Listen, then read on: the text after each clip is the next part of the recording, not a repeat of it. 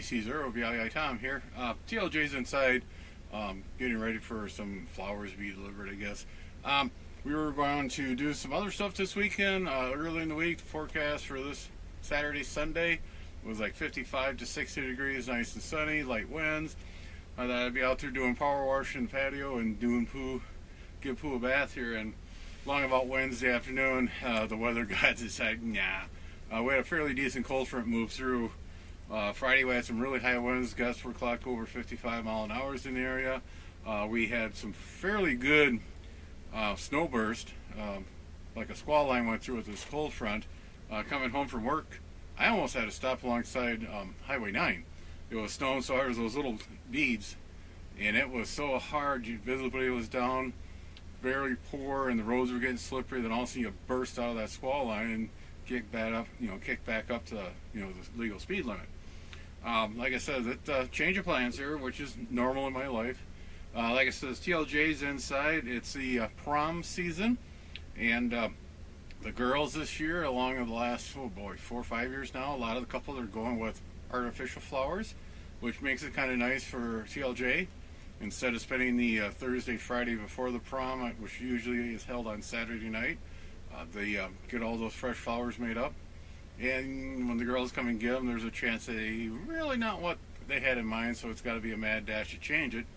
At least now with these artificial flowers, she's making them up far enough in advance, contacting the girls, they come and look at it, any changes they make, and if they're good, they can take them home then. So it's all around, good for everybody. And also it gives them a little keepsake, they can keep later in life. Most fresh flowers last maybe 1 or 2 weeks after prom, depending on how they're arranged. So enough of that. I was planning on making this a short video just to make up for last week's video, but we'll get this really tight here.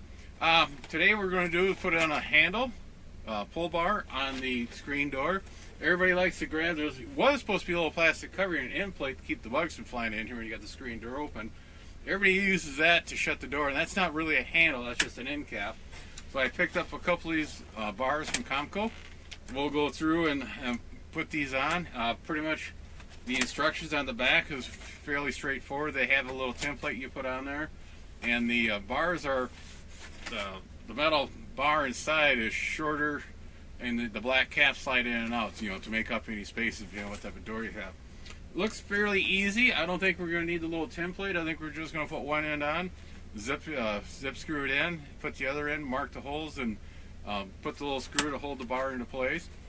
Should be a easy 5-minute job. We'll say 10 minutes at the most, but why don't you come along and see how bad we do.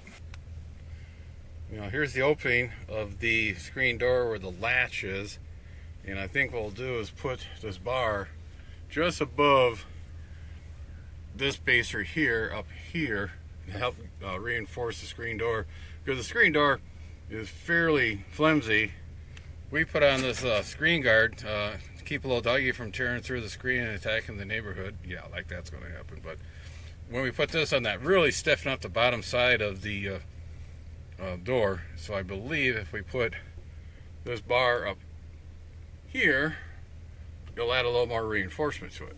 Another thing we gotta be careful of when we put this on, we don't get it too close to the edge, because the door does go behind this little jamb for airtight, so we gotta make sure we keep it just a little bit out. So what we'll do, I will remove the bar and just have the handle there, get this close as I dare, zip a couple of screw holes in, and looks like we got enough space between there in the door jamb, and we took our 1/4-inch drill, drilled a little hole there. Now I'll use the screwdriver and put that in.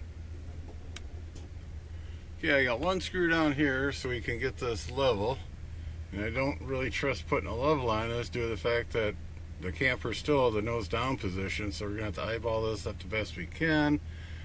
And then we'll take and put one screw here on this side and mark the post and the pull in the center. We'll go.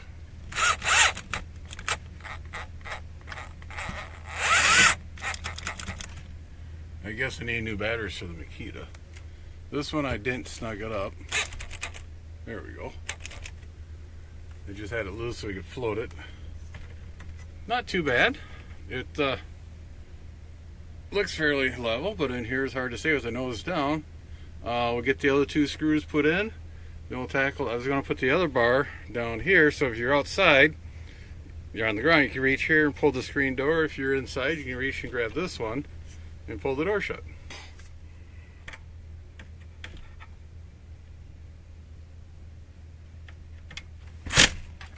Ended up getting an extension because the drill was hitting the bar. And now I got these all 4 tightened up, and it sits in there pretty good. Gives a little strength to the door. Now I'll go ahead and do the second one. Okay, there was 2 metal screws holding the top of the guard in. I took those out and moved them towards the center for a little more reinforcing. We're going to use the existing hole up on the corners to mount this, and we'll continue on. It's going pretty good. Okay, we got this hole drilled in, and we'll put the screw in and drill the bottom holes.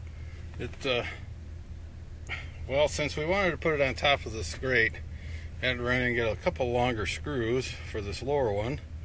I'll have to take my felt tip, my Sharpie, and cover up the silver ends. I'll go to make them black. There we go. It, like I said, it took a little longer. I broke a drill bit down here, got sideways. Sharpie covered up the silver head so it kind of blends in a little better. Not too bad. It did reinforce, make the door a little stiffer. So, now I just got to wait for this end cap to come in, and this door project is done. One thing I noticed working on the door, since I modified the bottom of the door, it's not as weather tight as it used to be. I'll have to get some of that foam weather stripping and put at the bottom in there. If you get up here, you can see a little bit of light shining underneath that door, and it's a little cold air coming in there. We're done. Like I said, it's not too bad. It had a few little minor oops and scrapes there. I mean, granted, one thing I did forget to show you was on the back side, there's a hole you drill in, and you put a set screw in there, so the bar doesn't slide around. Sorry about that. Got kind of into it. Like I said, nice little project you can do to kind of make your rig your own and also make it easier. The reason I put 2 on there, that's what TLJ asked for, and anything I can do to make it more easy for her in here, I'll do it. You know, then she'll want to go camping more, and we were out here having fun.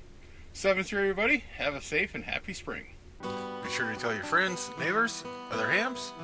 Subscribe, hit that bell to get notification when new videos come out. Add comments below. 7-3 everybody.